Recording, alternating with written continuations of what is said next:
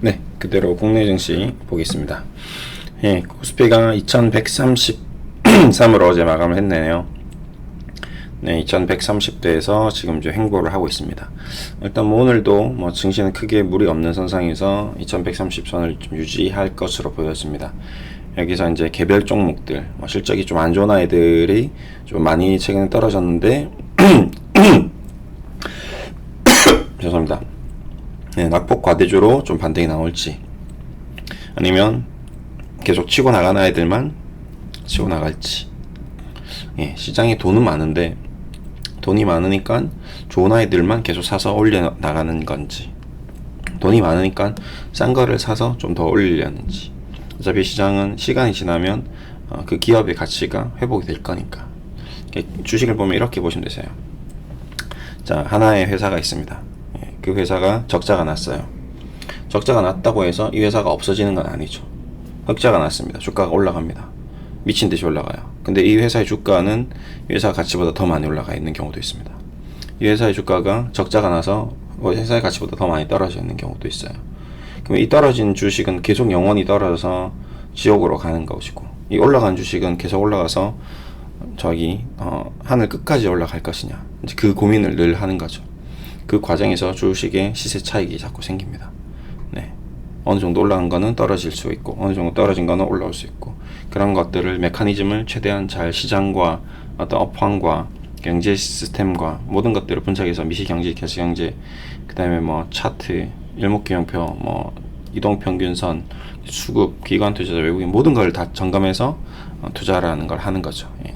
분할 매수도 해야 되고 분산 투자도 해야 되고, 그렇게 해 나가는 게 이제 앞으로 우리가 해야 될 거다라고 좀 보시면 됩니다. 코스닥도 뭐 무난하죠. 지금 예, 시장은 무난합니다. 예, 뭐 크게 무리 없이 이제 오늘도 조용히 좀 갈 것 같죠. 뭐 개별적으로 이슈가 있으면 뭐 급등을 할 수 있겠죠. 자, 언제 한번, 어제 수익 실현 해드린 쪽이 있는데, 또 수익 실현을 지금 안 하고 기다리는 쪽도 있고, 조금씩 기간에 따라서 달라요. 들어오신 시점에 따라서.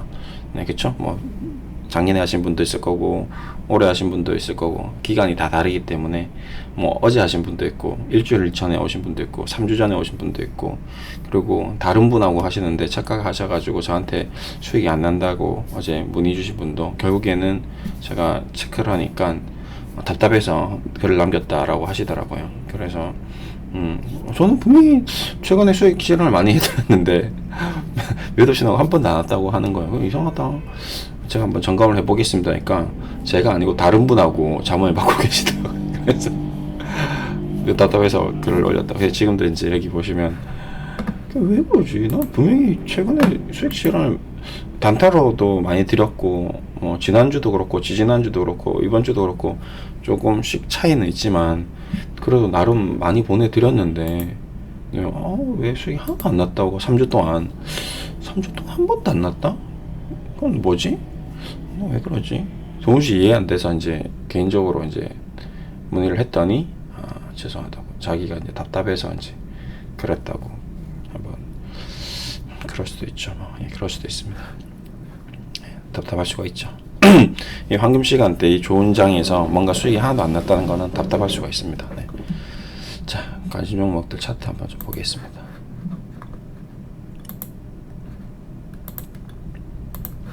자, 삼성전자부터 한번 볼까요?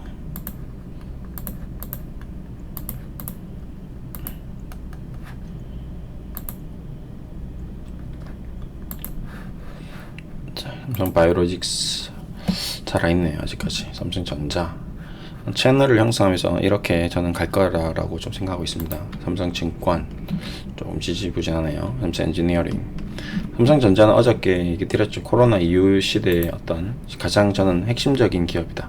삼성전자를 투자하지 않고는 갈 수가 없다 라는 게 저의 개인적인 생각입니다. 네, 그리고 삼성전기도 마찬가지로 삼성전자, 삼성전기, 삼성 SDS는 같은 라인으로 좀 보시면 됩니다. 앞으로 미래의 산업에 대해서 좀 우리가 장기적인 관점을 가지고 좀 투자해야 될 기업들. 그 다음에 SK텔레콤도 마찬가지 5G 쪽으로 다시 좀 반등이 좀 나오지 않을까. 그 다음에 SK그룹주들이 좀 우선주들이 이상기한 현상들이 있는데 좀 조심하십시오. 무리하게 사지 마시고요. 네, 좋지 않습니다. 절대 이런 투자는. 네, 정상적인 투자가 아닌 투기에 가깝습니다. 네. LG그룹주들이 조금 좋은 흐름을 보이네요. LG 디스플레이도 이제 슬슬 일목균표 선행스팬 나와서 조금씩 회복할 것 같은 느낌이 드는데, 그래도 항상 디스플레이는 복병입니다. 조심해야 됩니다. 포스코 그룹주들은 좀 지지부진하고요. 자동차가 이제 제가 얘기 드렸죠. 자, 자동차가 조정을 받았습니다. 바로 한 번에 V자 반등으로 올라올 수도 있으나 일반적으로 기간 조정이 필요합니다. 그래서 지금 기간 조정을 받고 있는 중이죠. 예, 가격이 올라온 뒤에, 그쵸? 옆으로 횡보하죠, 현대차도. 자, 이제 횡보하다가 실적이 나올 즈음을 해서 다시 좀 올라올 가능성이 높지 않나. 실적은 안 좋을 겁니다, 2분기 실적이. 네, 전반적으로 현대그룹주들은 실적이 안 좋을 겁니다. 네. 그 다음에 CJCL재단 이런 것들이 오히려 더 치고 나갈 가능성이 높아요. CJCL재단 같은 게. 대한통운 마찬가지 실적이 워낙 좋죠. 지금 두 그룹이 CJCL재단과 대한통운의 실적이 좋습니다.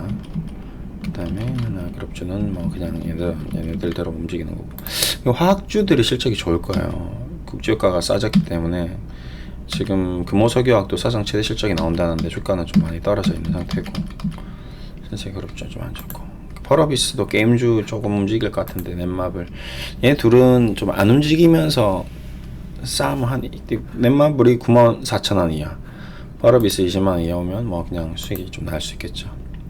카카오 카카오도 이제 실적 발표할 때 척 치고 나가겠네요, 분위기가.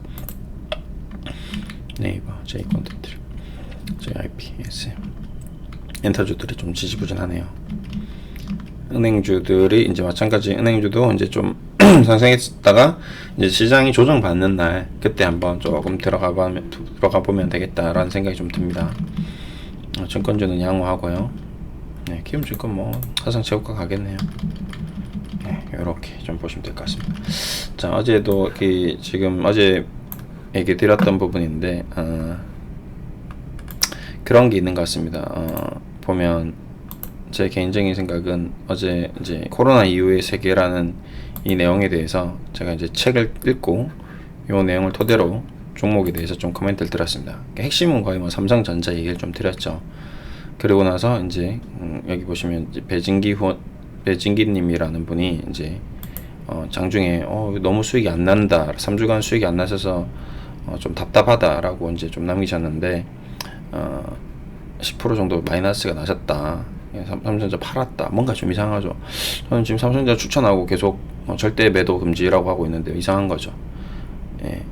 그래서 얘기를 해보니까 제가 제 전화번호를 검색해보니까 이 배진기님이란 분이 저에 대해서 잠을 받고 있지 않으시더라고요. 그래서 담당자분에게 문의를 하라고 했더니 답답해서 문의했다라고, 미안하다고 글을 남겨주셨더라고. 오늘 아침에 남겨주셨네요. 10분 전에. 그렇습니다. 지금 이분도 마음이 좀 답답하겠죠. 뭐 주식을 이제 투자를 하고 잘 해보려고 했으나 지금 수익이 좀 안 나고 있는 과정이고, 저도 마찬가지입니다. 저도 무조건 절대적인 수익을 추구하는 게 아니고요. 저도 최대한 투자를 하면서 좋은 종목을 추천해드리고 그 종목이 수익이 날 수도 있고 안 날 수도 있습니다. 저라고 뭐 신도 아니고 계속 수익이 날 수는 없는 거죠. 저도 추천한 종목 중에 손실 나 있는 종목들이 있습니다. 지금도 여전히 마찬가지고 앞으로도 또 손실이 날 수 있겠죠. 뭐 그 와중에서도 최대한 그래도 수익을 낼 수 있는 종목들을 발굴해서 공부해서 조금씩 더 내드리려고 하는 거지, 시장 전체가 죽어버리거나 전체적으로 분위기가 악화돼 버리면 저도 어쩔 수 없습니다. 네. 대신에 이제 그런 것들에 대해서 미리 비중을 줄인다거나 아니면 비중을 좀 늘린다거나 아니면 그 위험 관리를 해서 어느 정도 좀 덜 손실을 볼 수 있게끔 그런 전략, 아니면 지금 비록 손실 중이더라도 앞으로 이 종목이 가져가야 될 방향, 우리가 앞으로 미래의 어떤 생각들, 코로나19 이후의 모습에 대해서 어떤 플랜을 세우고 플랜 A, 플랜 B, 플랜 C를 만들어서 충분히 손실을 감내하고서더라도 가져가야 된다라고 판단되는 기업들은 계속 가져가는 거죠. 뭐 한 2달, 3달 마이너스 20%다가 하루 만에 20%, 30% 올라오는 경우가 주식입니다. 한 달 만에 100% 올라가는 게 주식이에요. 그런 것들을 저는 너무 많이 봤기 때문에 이 기업을 팔아야 되는지 말아야 되는지 그 맥락을 짚어야 되는 게 제일 중요한 겁니다. 네. 지금 많이 떨어졌으니까 더 떨어질 수 있습니다. 더 떨어지니까 다 손절을 해야 되느냐 아니냐, 그거를 제가 이제 판단해서 여러분들께 안내를 해드리고 있으니까요. 힘들어도 견뎌야 될 종목 있고, 조금이라도 떨어져도 이건 아니면 빨리 손절을 해야 됩니다. 네, 그건 맞아요. 근데 지금은 손절을 해야 될 그런 기업들이 아니고 이미 많이 떨어진 상태에서 조금 더 떨어지고 있고, 나중에 이제 7, 8, 9월 정도 됐을 때 좀 코로나19에 대한 어떤 변화가 생길 겁니다. 그때 급격히 올라올 수 있는 종목들이라고 생각하기 때문에 걱정하지 마시고 믿고 가셔주시면 되겠다. 감사합니다.